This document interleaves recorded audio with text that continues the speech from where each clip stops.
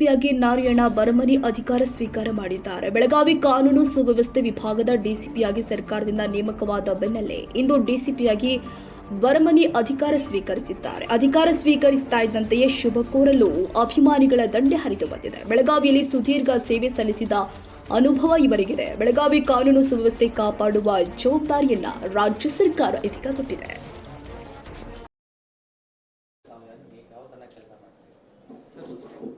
ಸರ್ಕಾರ ನಮಗೆ ಬೆಳಗಾವಿ ನಗರದ ಕಾನೂನು ಸುವ್ಯವಸ್ಥೆ DCP ಅಂತೇಳಿ ಆದೇಶ ಮಾಡಿದಂಗೆ ಇವಾಗ ನಾನು ಬಂದು ಪ್ರಭಾರ ವಹಿಸ್ಕೊಂಡಿದ್ದೀನಿ.